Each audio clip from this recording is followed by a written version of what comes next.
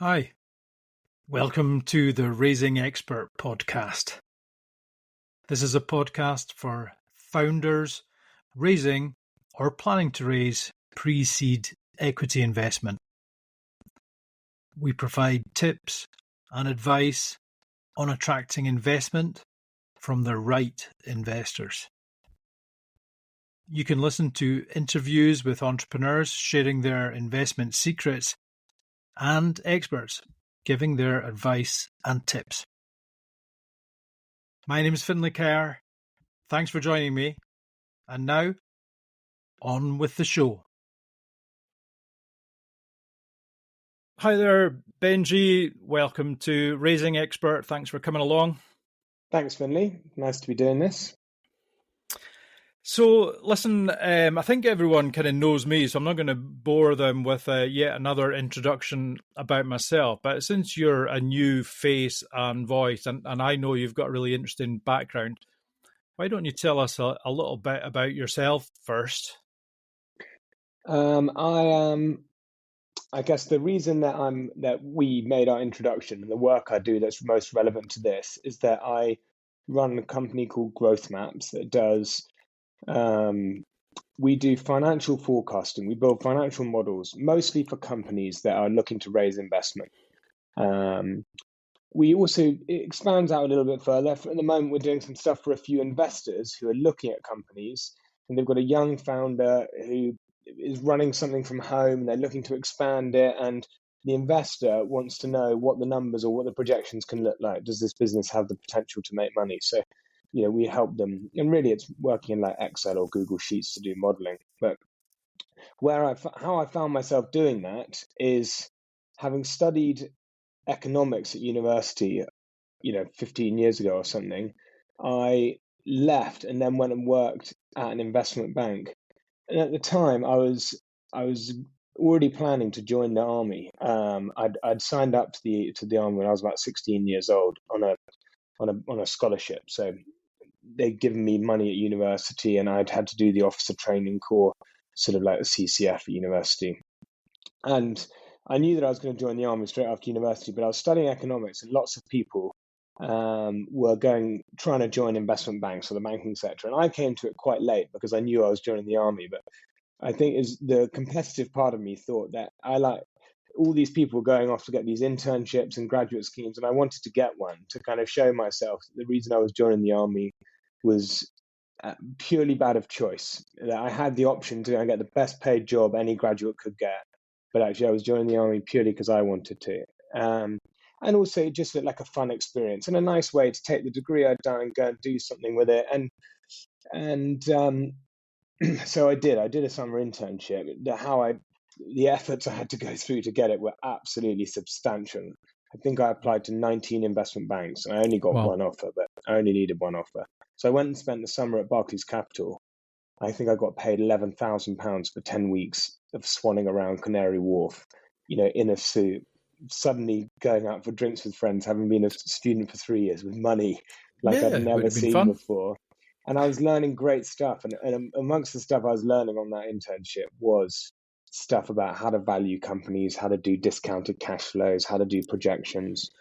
I was in the M&A team for a bit, and we had a load of training there. So I learned the basics of it. And then I went off and spent 6 years in the army. And I guess the only thing that I did there, I did all sorts of fun stuff there. But the only thing I did there that's relevant to what I do now is we spend an enormous amount of time planning and learning how to plan, learning how to problem solve, not learning how to problem solve military specific problems, learning how to problem solve and a framework for solving any kind of problem.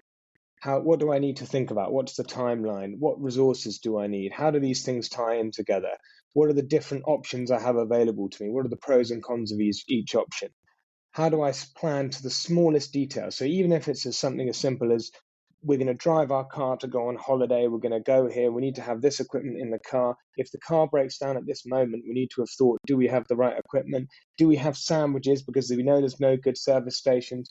And actually, to skip forward, that applies into what I'm doing now, because it's what I find interesting about helping founders map out their business is the output is financial statements, because the easy way to see, is the business profitable? How do they need to raise enough money to have enough cash? So we use the cash flow statement and stuff. But actually, it's more of a planning tool. We've got these different inputs. We want to do all these different things. How does it work? If somebody's saying, I want my revenue to be £3 million in 3 years' time, in order to have that revenue, they need somebody in operations who's processing all those invoices. In order to get that revenue 6 months before, they need however many salespeople out there doing deals. In order to have that many salespeople doing deals in that time, 3 months before, they've got to have a team of junior people on the phones getting the intros. And in order to have all these people, they have to have an office that size. So suddenly you've got these targets of, I think my business can do this, but actually the detailed planning of how do you actually make that happen? How does that work? Means that you can suddenly strip back and go, oh, okay, actually, if I want to be at 3 million revenue in 3 years' time, I need to have an office in 6 months' time, which means that I need to raise more money than I thought, and I need to hit these targets. So that's kind of the military sway. And then after doing that, I then left the army and set up my own startup, which is still going. We raised investment. It's a small tech company doing Nice. electronic greeting cards, and we raised a seed round, and I would say we're still in the stage of trying to meet the objectives of that, what we were trying to achieve with that money, before we can go and raise more money. So it's very small. It's about 3 of us who work on it. Everyone's part-time. We're up to 2,500 subscribers. So we're turning over about £7,000 a month. They pay £3.50 a month, subscribers. And it's kind of at break even. And what we're trying to do is work out how, in a cost-efficient way, we can grow, which we haven't quite got to yet. So it's just slowly ticking. But yeah, we're really hoping that we can improve retention, bring down customer acquisition costs, and actually see it grow, much like any other subscription business, I think.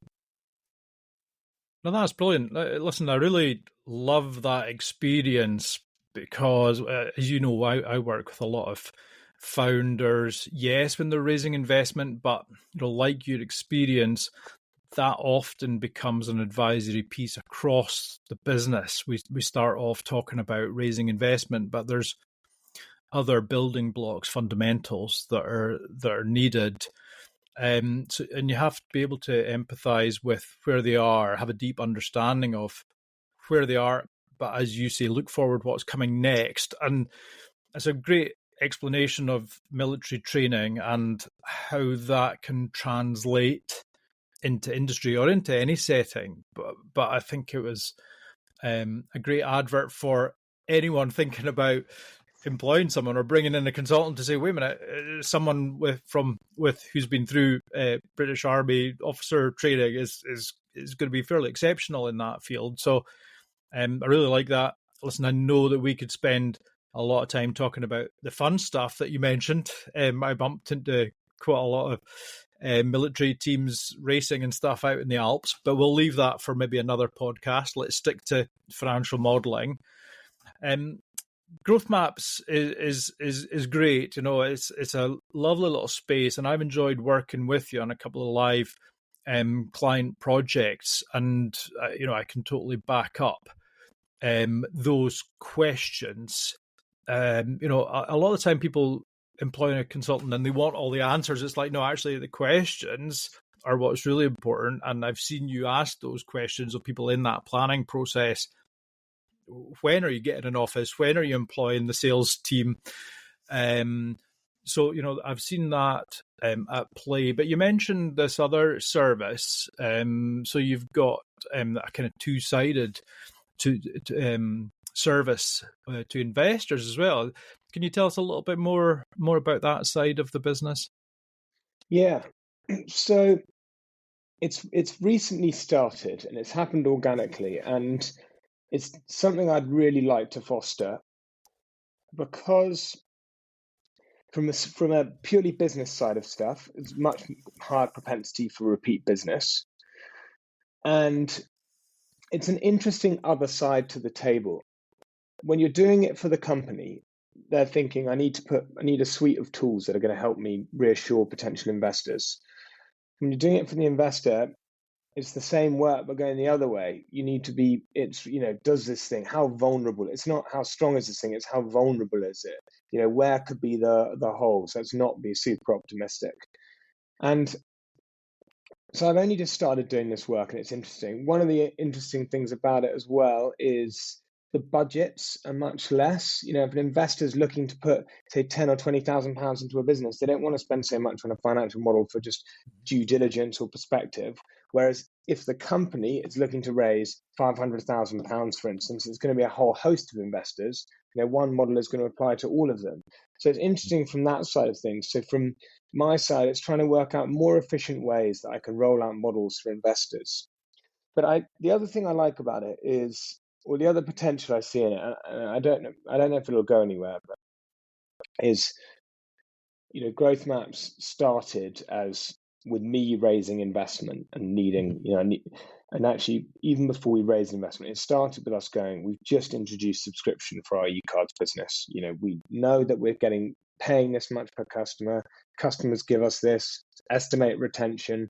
We know what our costs are. Does this business make money? How much money? How does it scale? So, and really I've been doing that for other founders, as I say, mostly when they're raising money, and it's a useful tool in that way. But actually, lots of the founders, lots of people I chat to, they go, okay, a business model could be useful, maybe not. We've sort of got an idea of the numbers. Can you introduce us to investors? Do you know anyone? And so far the answer's been no, not really. Our round was a very tight family and friends round, and friends of friends, but it wasn't big institutional investors who want to invest in strangers. It was people who thought, oh, this could be a fun punt.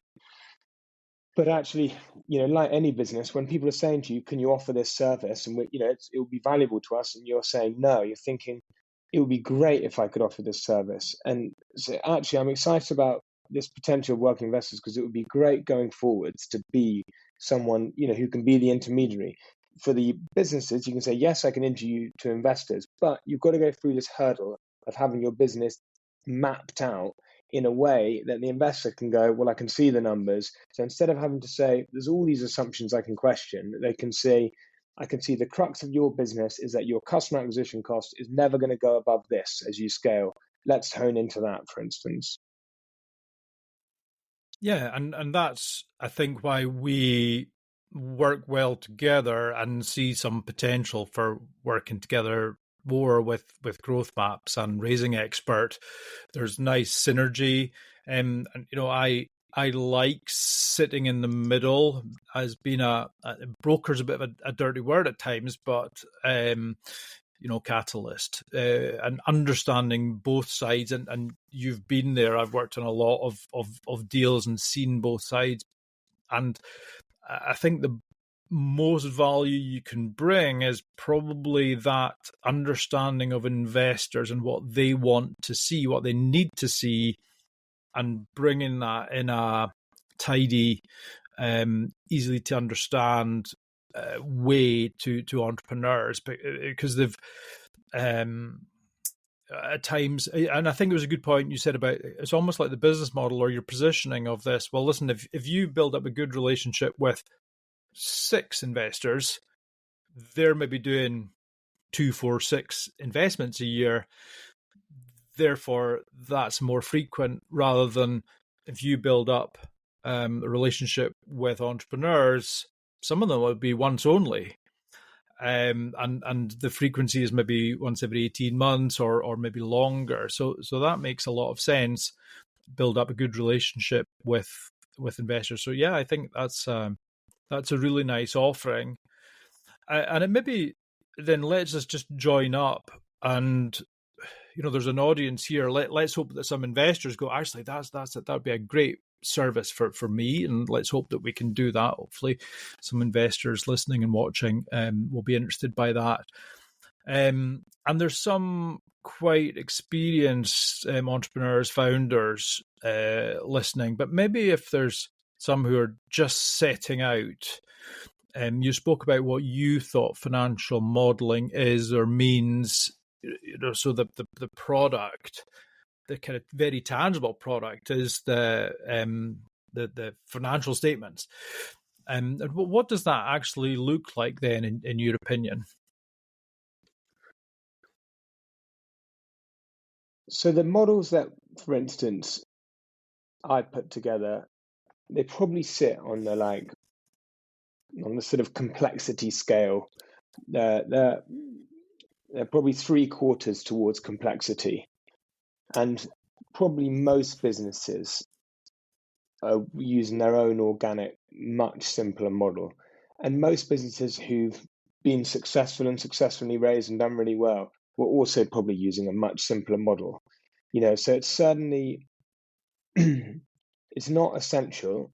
And I guess what it hopefully does is it hopefully helps the businesses that there's a bracket in the middle that have the potential to succeed and have the potential to fail, which maybe is all businesses, but some may be closer to even scales. Hopefully, it helps those ones avoid potential pitfalls or make decisions early they might not otherwise. And what they're really looking at in terms of what it really is they're looking at a big complex model, but there's really just two fundamental aspects to it. And one is the assumptions or the inputs, the drivers, and that's how much your product costs, how much you think you're going to sell, what your costs are, how many employees you've got, when each employee starts, what their salary is, when it goes up, what your office costs are. You map out your costs, you set your cost of sale. Every time I sell a t-shirt, I get £25 in, but I've got to pay 20 quid out. Well, I don't pay the 20 quid out immediately. Actually, I pay the bill 3 months in advance because I've got to predict it, but then the VAT is this. So it's working out all those mechanics of how it works. It's working out the mechanics of your revenue. Well, the market is $1 million, and we reckon within 3 years we're going to capture 5% of it. Okay, well, let's gradually build up to that. Or it's, I'm going to hire a sales guy. He's going to close 1 deal a month. 3 months' time, I'm going to hire a second sales guy. He's going to close 1 deal a month. But the first sales guy will have got better. He'll now be on 2 deals a month. Each deal is going to be this value. We're going to increase it. So there's many different ways for businesses to map out the revenue. And that is what ends up taking quite a lot of time on my side, because that's the bit that's often different. For instance, I'm doing a model for a company at the moment. It's going to sell products to consumers that they make in China, and say the average cost of a product is probably 50 quid and they're going to sell them for 150 quid. You've got to order them from China. You pay 50% of the manufacturing cost up front, 50% on delivery. When you've then got to pay a shipping cost, you don't pay that till after the manufacturing started, and it's about 1 month later it actually ships. Once they arrive at the port in the UK, you've got to pay a 12% duty and an incidental cost per order. So all very niche stuff. So what I've spent my time doing is working out how all this works, and then the outcome really is just years 1 to 5 P&L, what their revenue is each year, what their costs are, and what their profit is. And then below that is their cash flow. Because particularly for early stage businesses, actually the P&L, what matters far more is the cash flow. They might be incredibly profitable on the P&L in year 1, but they're spending an enormous amount of money on developing their tech stack, which doesn't appear on the P&L, and actually is going to put them £100,000 in the hole. So what's more useful to them is knowing bank balance years 1 to 5 on a graph. Is there a moment where it dips below 0? And if there is, then that adjusts what they need to raise now. Yeah, no, that's brilliant, and I've obviously seen these in practice, and not simply the output, which is great, but that process. And there's two sides to this. Obviously, there's, if we're talking about the investment sort of process, is the founders, the founding team, the management team having that information and actually using it, understanding it, and asking them to provide the input data is really valuable, isn't it? Alongside those questions, right? The Chinese example, what are the shipping costs and the taxes and duties and all those sorts of things. You don't have those answers. Again, it's, as you're asking the questions, it's like, well, wait a minute, let's get a genuine gross profit figure here. And so they do that. Now, listen, if they're experienced business people and so on, that'll be second nature. But if it's the inventor or the designer, and I know often those trainings are quite comprehensive, and they bring in the commercial side, but a lot of the people we deal with, I think, don't. So it's like, put them back in there. And don't be frightened of these numbers. You're the expert in here. And if you give them the framework to produce the outputs, that then here's the other side that the investors want to see. And you spoke about that, perfectly. Yes, it's the profit and loss statement, but it's the cash flow. What is the burn rate? What are they spending on a month? How long can they last? What's that runway? And this model can produce that. And if they can learn to express that in kind of investing language, brilliant. But what they can say is, well, here's the link to the model. And the investors go, right, well, when did they run out of cash? Right? Okay, they're asking for 250, but they don't need 250, or they need 500. And what's the timing of that? The perfect world, if the managers, the founders have a really good insight of that and can talk investors through that other piece that you're talking about, brilliant. Because everyone takes it with a pinch of salt. There's that big market that you spoke about, and we're going to capture 1%. Yeah, the investor's going, right, okay, maybe. And so what you could say is, well, what's the point in talking about those numbers if they're going to kind of discount it all anyway? But what I've got to kind of understand, I think, is over the years is they just want to see your skills and your ability and the fact that you will get down into the numbers and that you can give them, because they'll want to know, right, on a maybe a monthly or quarterly basis, good financial information, because that tells the whole story. You don't almost have to tell them all about the operational stuff because they can see it in the numbers. So another question to you, and I think these tools and your services around this are brilliant for early stage founders. A problem I find, or a challenge for so many people when it comes to forecasting, it's like it's so difficult for them. Why do you think that is? Do you mean technically? Or do you mean just trying to get the correct estimates? Technical comes second. Actually, it's more of an emotional or psychological mental block almost when people are like, I don't know where to start, or I don't know how I can do that. I don't know how I can get to year 2. Maybe pre-revenue. How do I get there? Yeah, that's interesting. It's an interesting idea. I guess one of the things that makes it tricky is, like anything, if it's all new and you've got no experience of it, then knowing where to start, you feel like you're looking at something that's so complex. How could you possibly make a remotely accurate forecast? You've got to have a decent understanding of just the financials of your business to even get started. You've got to have some kind of measure of exactly what your business spends money on every month, what money comes in and what causes that money to come in, what things are related, which is often things like the marketing spend, how that relates to the money that comes in the form of revenue. Because the simplest way to make a model, or the simplest way that some people do, is they literally will take an export from zero or something of their P&L, all their line items. Say you've got the last 12 months. And I mean, the simplest thing you can do is just copy and paste that into the next 12 months and then adjust things. Well, I know that my rent is going to go up, so I can make an adjustment on that.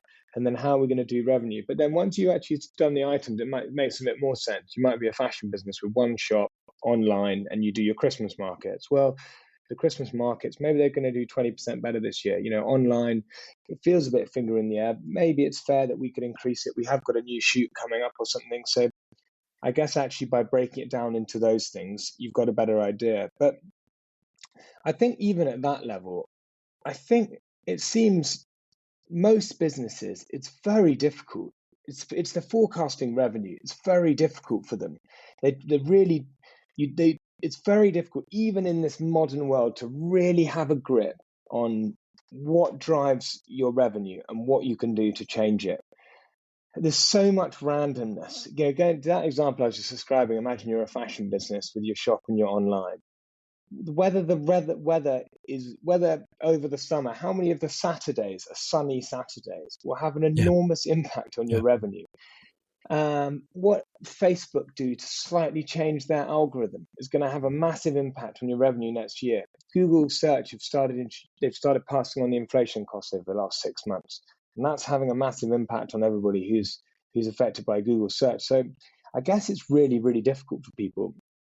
And I guess not only is it difficult to work out what it's going to be next year, where we're talking about things going up 10 or 20%, but when you're trying to present, investors don't get money back if you go up 10 or 20%. When you're trying to work out going up from times 50 over the next 5 years and actually work out how you're going to go up times 50, because if you turn around and say, well, we're just going to spend 50 times on Google ads, your acquisition cost is going to go up so much as it ramps up. That's not going to work like that. So suddenly you're talking about unknowns. Well, we've spoken to a marketing firm and they say they can get us this on TikTok, and we've never done it before, and we have absolutely no idea. And maybe we're going to expand into America because other companies are there, but it doesn't mean we're going to work. And suddenly you're thinking, God, we're notching up unknowns here. It is unknowns, and I think that's why a lot of people find it difficult. I'll put this to you in a second, that I think there might be a little bit of imposter syndrome for some people. That we were a little bit uncomfortable with unknowns in general. Taking you back to your economics training, who would have thought that actually for real, the pestle analysis of a global pandemic and then a war in Europe would actually have impacted on your business plan? You kind of thought that was theoretical, didn't you, when you were doing that? Yeah, pandemic. Yeah, we know that happened sometime last century, and wars in Europe. Yeah, that's done. That's last century. So those big macro things are really hard to predict. The imposter syndrome, I'm worried if some people, and this will come down to personality, because some people overcook it, don't they? Say, right, we're going to be turning over 100 million, 70 million profit in year 2 and get it that way. And some other people who are maybe very early stage have got a small or modest business just now with genuine potential, but don't want to talk about 100 million because that seems like, well, they could never do that. But actually they really do have the potential. So, it's just something that I'm starting to think about. And in my sort of coaching, if you put your coach's head on a little bit, and try to use that and nurture people up to that. So I don't know if you think that there's anything in either of those thoughts. Yeah, I guess so. I'm sure there's imposter syndrome. And I think a part of it is that most businesses fail. And most people from my experience, most of the people I know set up businesses are very naive. They've often never done one before. And including the ones that succeed were set up often by people I know who were naive and didn't know. And maybe it's because people who've had more experience of this game know that the chances of success are probably less than 50%, but obviously you can back yourself, that you're going to go down a road where you're probably going to end up throwing a decent portion of yours and all your family and friends' life savings into, and a lot of stress that might lead to, decline and all sorts of awful stuff. But when you're naive, you just got an idea, and you're like the people we've spoken about who sometimes have no experience of the numbers or anything. They just know they've got an idea, they absolutely believe in it. And actually, that naivety is probably the strongest thing they have, because they're going to face all sorts of problems. And most of these problems can be solved, and people have solved them.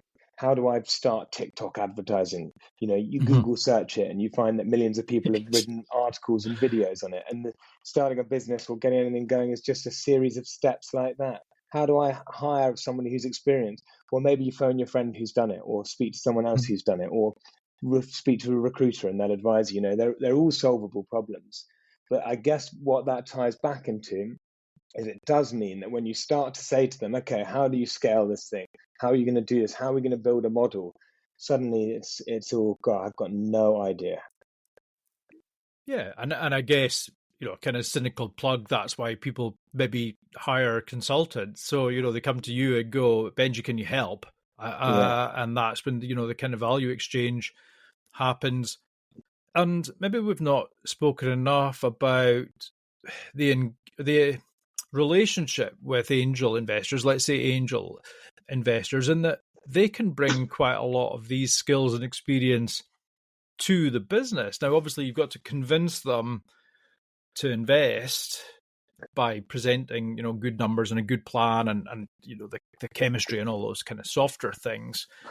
But actually, they may be able to provide either by an introduction to their accountant or their interim FD that they've maybe used before.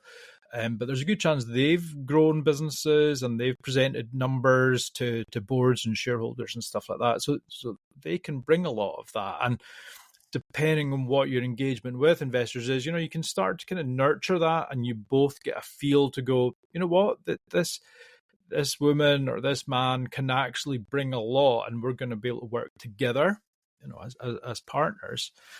So that's maybe something for people to think about as well. I don't think you can kind of go, I know nothing, please could you come in and be the FD? It's not that, but there's some element. That makes a lot of sense. Yeah, for instance, to use personal example, one of the things that we found very difficult being the e-cards business is that the e-cards market is very, very small. It's extremely profitable for a couple of organizations in there. But there's probably only about 10 companies worldwide really that you could that are really doing it properly. And what it's meant for us is that none of our investors have any experience of that market. And that sets us up to not reap the benefits that other people are. For instance, on the flip side, two friends of mine own a fashion business, and their lead investors are extremely experienced in the fashion world. They've done a full career in the fashion world. Now they've got a bit of spare money, and it's great fun for them. They're invested in the young business, in the future. The guys lap up their advice. They can introduce them to other people. They've got different experiences, and it's hugely beneficial. And yes, unfortunately, it's something that we've not managed to capitalize on. No, that's interesting. It's more typical that the investor with industry experience, and I have found it hard at times if there's something very niche or very new to bring investors in because they don't know it. But there's obvious benefits there if there's a new market and not much competition and stuff. So listen, there's another conversation here about the ideal investor maybe, and we can drill down into some of your experience. I think that would be really interesting. I'm going to throw a slightly different question, but it's on everyone's lips just now. We're talking about artificial intelligence. So I know, people running podcasts and so on are using artificial intelligence, asking them, what questions should I ask on a podcast about financial modeling, or what topic should I have on my podcast? Do you think, based on everything you've told us there, is there space for AI in financial modeling? I guess, you could argue that it's already there in many cases. What do you think? I think there is space for technology, or much better technology in general, let alone it being artificial intelligence. For instance, arguably the way I work is already quite outdated. Building a financial model using Excel or Google Sheets with an enormous amount of, it's very easy to picture. And there are companies out there who do it, how you could automate what I'm doing and build a system so that, you start with a company, this company is drop down, this type of business, bam, financial model is ready. You just put the inputs in. And as I say, those things are out there, and that wouldn't even need to be AI. No. But going forwards, if you were to not only build more advanced software in that way, that also did things like integrated their accounts and actuals as you go forwards, but actually did artificial stuff like the stuff that we've been talking about. So to use a couple of examples we've just spoken about and what AI could do for them, how is my customer acquisition cost going to scale as my business scales? I'm sure there's loads of stuff on the internet that ChatGPT has chewed through that has articles on this, and you could then forecast that into it. Give me an optimistic scenario, pessimistic. Give me the Netflix scenario, and So I think there's loads of scope for it. Loads of scope. Really interesting. Whether or not I can capture it or add value to what I'm doing, it feels at the moment such a delta between how basic what I'm doing is really and that. But then I'm relatively new to doing it at scale and doing it full time. So maybe I'm certainly open to the idea of it. Probably like you find, I think AI and automating more of it throws up an interesting thing, because one of the things I like about what I do within the consulting bracket is that it's so transactional. I like they get a deliverable product. I like the fact that there couldn't be an accusation of, why are we going to pay you this money to come in and give wishy-washy advice? We know our own business better. Because I can say, I'm not coming in to give you any advice or anything. I'm just going to take all the stuff and produce a financial model, and there's a deliverable there. But like you were saying, it does become quite a human thing, because lots of the founders are actually quite new and they don't know.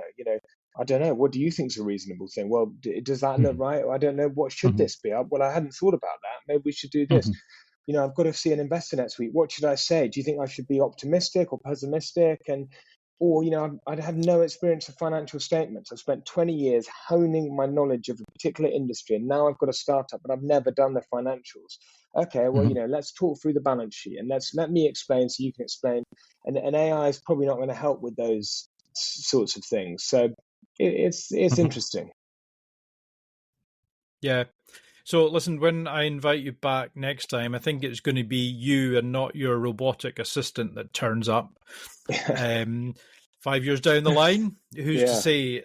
We might just send some avatar or something to present ourselves, and maybe do quite a good job. I'll have a co-founder. Maybe by then I'll have a business partner or co-founder who is an AI, and I'll sort of be sitting here, and you'll see him sort of sitting on my digital shoulder, and we'll be sparring off each other. There we go. There's a little look into the future. Listen, Benjy, it's been really nice talking to you. Thank you very much.